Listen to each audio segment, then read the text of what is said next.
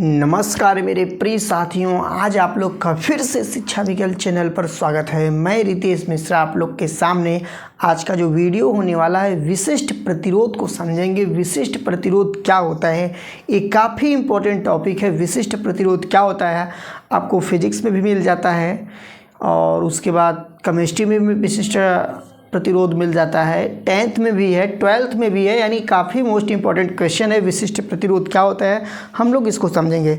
तो इससे पहले आप लोग समझ चुके होंगे प्रतिरोध क्या होता है। प्रतिरोध आप लोग को पता ही होगा क्या होता है, और ओम का नियम भी पता होगा। ओम के नियम से ही तो प्रतिरोध आया था। तो जो प्रतिरोध होता है, सबसे पहले मैं उसको आपको बता देना चाहता हूँ। V बराबर होता है RI। V बराबर क्या होता है, RI होता है, और यही जो होता है R प्रतिरोध होता है। इसका मात्रक ओम होता है। I यहाँ पर क्या है, विद्युत धारा है। V क्या है, विभवांतर है। बट हम लोग का प्रतिरोध का टॉपिक नहीं है, विशिष्ट प्रतिरोध का टॉपिक है। हम लोग विशिष्ट प्रतिरोध को समझेंगे। तो विशिष्ट प्रतिरोध को आप लोग यहाँ पर देखिए। जो विशिष्ट प्रतिरोध होगा, वैद्युत क्षेत्र की तीव्रता, वैद्युत क्षेत्र की तीव्रता, वैद्युत क्षेत्र की तीव्रता E, वैद्युत क्षेत्र की तीव्रता को E से दर्शाते हैं, तथा धारा घनत्व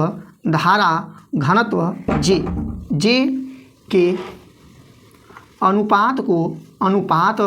अनुपात को विशिष्ट प्रतिरोध कहते हैं। देखिए बहुत अच्छे से समझ में आएगा। विशिष्ट प्रतिरोध कहते हैं, विशिष्ट प्रतिरोध कहते हैं। अब देखिए क्लास 10th की बात किया जाएगा तो एक क्लास 10th में आप लोग को धारा घनत्व तो नहीं मिलता है, लेकिन 12th में मिलता है। और वैद्युत क्षेत्र की तीव्रता ई भी तो नहीं मिलता है, लेकिन क्लास 12th में है। तो क्लास 12th वाले देखते रहिए। अभी आपको इसी के माध्यम से हम 10th में भी चले जाएंगे, 10th में कौन सा फार्मूला होता है। तो देखिए वैद्युत क्षेत्र की तीव्रता ई तथा धारा घनत्व जे के अनुपात को विशिष्ट प्रतिरोध कहते हैं। विशिष्ट प्रतिरोध को दर्शाते हैं रो से। ए रो जो होता है पी के मॉडल बनता है, ऐसे कर देंगे। यहाँ पर लिखेंगे ई लिखेंगे, और यहाँ पर हो जाएगा आपका जे हो जाएगा। जे आपका धारा घनत्व है। अब देखिए, यानी यहाँ पर जो ई होगा, ई बराबर होता है V बटा के L होता है। V बटा के L होता है, एक फार्मूला है। ई बराबर, ई क्या है, मतलब वैद्युत क्षेत्र की तीव्रता है। ई बराबर V बटा के L। V क्या है, विभवांतर है। L क्या है, लंबाई है।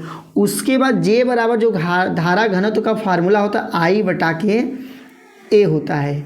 I बटा के A होता है। अब यही वैल्यू हम लोग जब यहाँ पुटअप करेंगे तो यहाँ पर हो जाएगा रो बराबर V बटा के L, V बटा के L। यहाँ पर रखेंगे तो I होगा, ऊपर हो जाएगा A हो जाएगा, यानी इतना हो जाएगा। अब देखिए एक फार्मूला और होता है V बराबर RI, जो कि ऊपर ही बता दिए थे। V बराबर RI, ये फार्मूला ओम के नियम से आता है। यानी यहाँ पर हम लिख सकते हैं V के स्थान पर लिख सकते हैं RI, लिख सकते हैं RI A, और यहाँ पर L और I हो गया।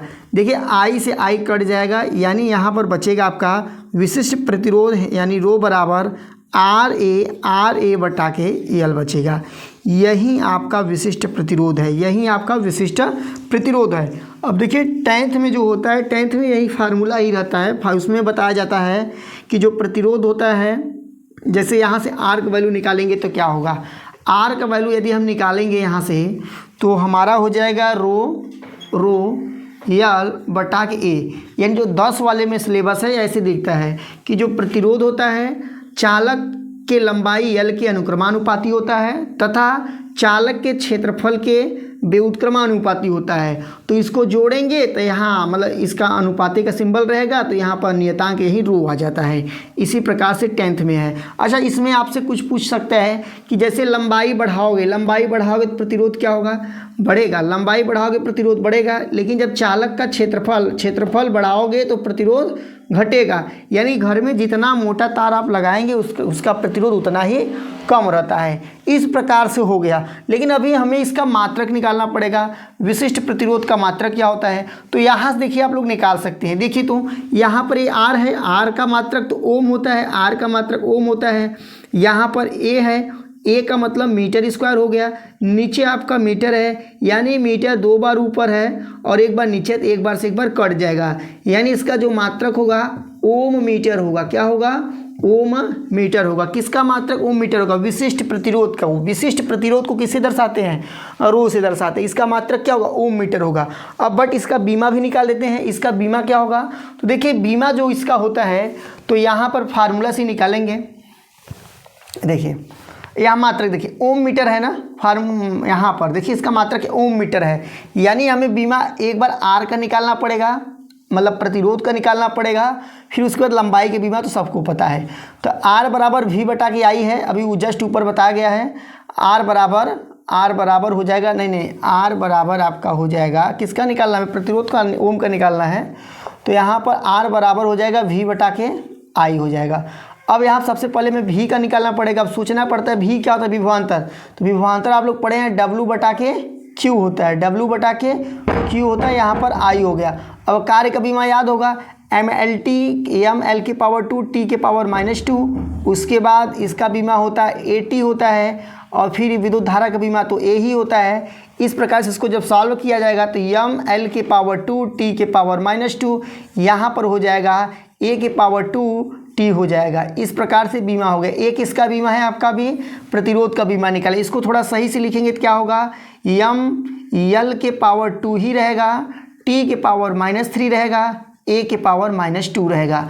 अच्छा अब किसका बीमा निकालना है? अभी यहाँ पर देखिए A R का निकला है, अब L का निकालना है क्योंकि मीटर है, बस इसी में L को क्या करेंगे? ऐड कर देंगे, यानी ML के पावर 3 T के पावर -3 A के पावर -2, ये आपका विशिष्ट प्रतिरोध यानी रो का बीमा हो जाएगा।